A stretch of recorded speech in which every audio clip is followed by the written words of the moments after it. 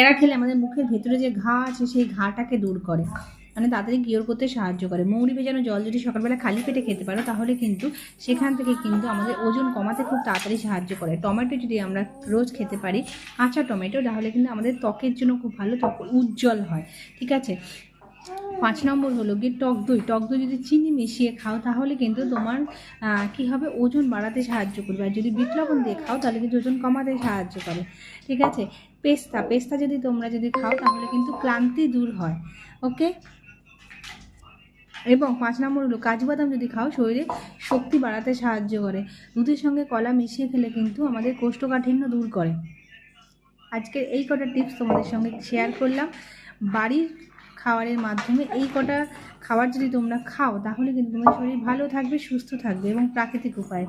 যদি ভালো লেগে থাকে তাহলে অবশ্যই একটা লাইক করে দিও এবং সাবস্ক্রাইব করতে কিন্তু ভুলো না। Thank you.